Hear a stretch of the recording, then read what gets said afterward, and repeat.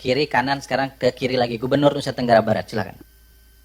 Kami ingin menyampaikan terlebih dulu pimpinan gambaran mengenai, singkat saja mengenai NTB. Ada 4 potensi yang sangat besar di NTB. Sekretariatan itu NTB ini, itu Pak Melki itu.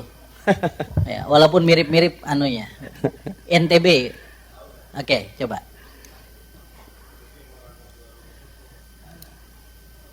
Silakan Pak Lalu Iqbal, silakan. Terima kasih. Ada 4 potensi utama yang kami kembangkan dan yang kami miliki di NTB. Yang pertama pertanian. Hari-hari ini kami termasuk sebagai salah satu lumbung pangan nasional dan kami mengalami surplus produksi baik jagung maupun padi. Ke depan kami sudah sampaikan kemarin di dalam virtual meeting dengan Presiden, sampaikan bahwa meskipun ditawarkan untuk membangun irigasi-irigasi baru, kami cenderung untuk merevitalisasi irigasi-irigasi yang lama karena akan lebih mudah dan lebih cepat, dan insya Allah dengan revitalisasi irigasi-irigasi lama kami akan mampu menambah kemampuan, akan berpengaruh terhadap produksi di sekitar 44.000 hektar baik untuk jagung maupun beras. Yang kedua perikanan, kami adalah salah satu penghasil udang faname terbesar. Dan selain itu juga rumput laut. Yang ketiga adalah tambang. Kami memiliki 3 tambang besar, yaitu tambang emas, yaitu di Sumbawa Barat, dan satu lagi di Dompu, yang insya Allah nanti akan berproduksi mulai eksploitasi tahun 2029. Terkait mengenai transfer, yang terakhir saya belum sampaikan potensi mengenai pariwisata. Insya Allah pariwisata kami akan mengembangkan mais. Karena dengan kondisi sekarang semua dengan efisiensi ini hampir semua sektor pariwisata terutama hotel-hotel menyampaikan keluhan karena tingkat okupansinya sangat rendah, menurun sangat jauh. Salah satu cara untuk menghadapi itu adalah dengan menerapkan kebijakan MICE, Meeting, Incentive, Convention and Event, yang itu kami upayakan sebulan sekali akan ada event besar yang akan dilakukan di NTB pada tahun ini, dan tahun depan per 2 minggu akan ada satu event besar, dan tahun ketiga per minggu akan ada event besar, sehingga dengan itu kita bisa mengisi gap akibat berkurangnya tingkat hunian hotel yang ada saat ini. Pimpinan yang saya hormati, saya ingin menyampaikan mengenai masalah transfer keuangan daerah yang hari ini kami memperoleh 3,4 triliun. Itu berarti berkurang sekitar 147 miliar dibandingkan dengan yang sebelumnya. 750 miliar belum ditransfer kepada kami, sehingga praktis yang kami kelola saat ini sekitar 2,7 miliar yang sudah kami kelola. Strategi ke depan untuk menghadapi penurunan ini mau tidak mau memang kami harus melakukan efisiensi, dan efisiensi itu sudah kami lakukan. Alhamdulillah hutang yang ditinggalkan dari tahun lalu hampir di atas 100 miliar sudah kami bayar. Kami melakukan penyisiran kembali anggaran-anggaran yang ada. Di sisi lain kami akan meningkatkan pendapatan. Kami akan melakukan perubahan pembenahan di Bapenda untuk memastikan bahwa kami bisa mencapai target pendapatan yang lebih baik. Ini nanti terkait dengan penjelasan saya mengenai BUMD dan juga mengenai masalah kepegawaian. Terkait dengan masalah keuangan, transfer keuangan daerah ini, salah satu usulan yang ingin kami sampaikan kepada pimpinan dan juga Ibu Wamen ada di sini. Mudah-mudahan Ibu Wamen bisa mencatat ini. Terima kasih Bu Wamen atas pendahuluannya tadi.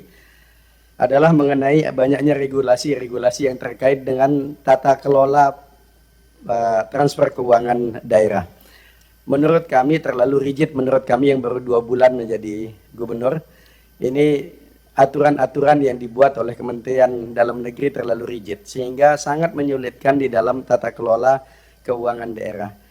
Saran kami adalah pengaturan sebaiknya sifatnya normatif, mengatur norma-normanya saja, sehingga pemerintah daerah bisa menggunakan uang itu sesuai dengan kondisi faktual yang ada di daerah masing-masing.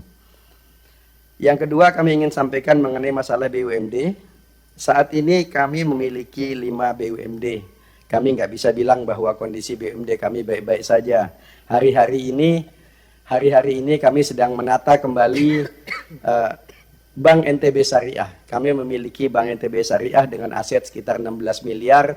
Kita sudah menjalani KUB dengan Jawa Timur.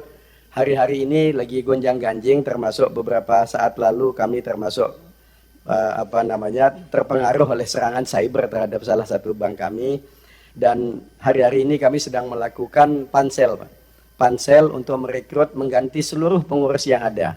Kalau tadi disampaikan oleh Kang Dedi, tadi salah satu penyakitnya BUMD itu kan adalah jadi penampungan tim. Kami berkomitmen bahwa yang akan mengelola bank daerah kami nanti adalah mereka yang profesional. Kami menggunakan headhunter untuk mencari profesional untuk mengelola bank kami nanti, insya Allah. Dan setelah itu nanti kami akan melakukan integrasi vertikal. Kami saat ini punya bank NTB Syariah dan juga memiliki BPR NTB Syariah.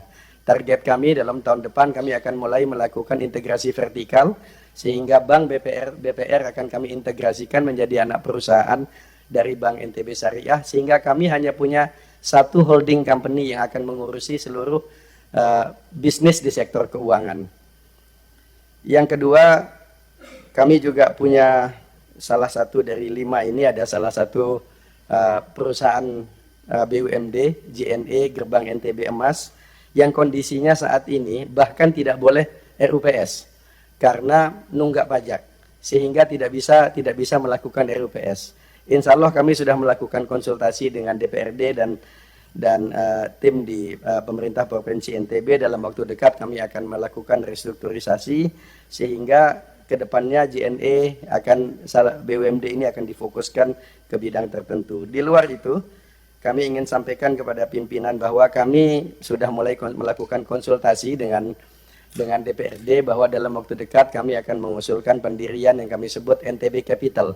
Ini adalah salah satu perusahaan yang bisnisnya adalah investasi, capital venture. Sehingga problem tadi bahwa kita berbisnis di bidang di mana kita tidak memiliki kompetensi. Ke depan, NTB Capital ini akan berinvestasi di perusahaan-perusahaan, investor-investor yang akan masuk akan didampingi dengan penanaman modal oleh NTB Capital. Yang tujuannya adalah memberi assurance, memberi keyakinan kepada investor bahwa pemerintah daerah juga pemerintah daerah terlibat, dan pemerintah daerah yang akan menyelesaikan seluruh urusan yang terkait dengan perizinan dan masalah-masalah sosial. Yang terakhir ingin kami sampaikan pimpinan mengenai masalah kepegawaian. Per hari ini kami memiliki 19.014 ASN. Di luar itu kami memiliki non-ASN 10.333. Yang lulus CPNS 111 orang, lulus P3K 297, masih dalam proses P3K paruh waktu 9.511, dan direncanakan akan diakomodir oleh BLUD Rumah Sakit 47 orang, sehingga 256 orang yang masih menunggu kebijakan lebih lanjut. Jadi yang akan menjadi bahan pertimbangan kami ke depan nanti mengenai 256 orang. Hari ini beberapa minggu lalu kami sudah menyampaikan kepada DPRD Perda mengenai SOTK baru. Target kami adalah melakukan perampingan organisasi pemerintah Provinsi NTB, sehingga kami harapkan nanti jumlah OPD akan berkurang. Dari UPT kami memiliki 99 OPT yang dalam harapan kami akan kami kurangi sampai setengahnya. Kenapa kami melakukan ini, pimpinan? Karena Undang-Undang Perimbangan Keuangan Pusat dan Daerah sudah menetapkan bahwa per 1 Januari 2027 maksimal belanja pegawai adalah 30%. Ketimbang tergopoh-gopoh melakukan penyesuaian tahun depan, kami memutuskan melakukan penyesuaian sekarang dengan melakukan perampingan dan mengurangi beban struktural dari organisasi yang ada. Untuk menjembatani, kami sadar bahwa dengan perampingan SOTK ini nanti, itu pasti akan banyak yang kehilangan jabatan struktural. Untuk menjembatani tersebut, strategi kami adalah dengan mensosialisasikan dan mendorong lebih banyak jabatan-jabatan fungsional. Kami sudah berkonsultasi dengan BKN mengenai hal ini, akan banyak jabatan fungsional baru yang akan kami introduce, sehingga akan lebih mudah ke depannya juga buat Provinsi NTB. Demikian pimpinan 3 highlight yang ingin sampaikan sesuai harapan pimpinan. Makasih.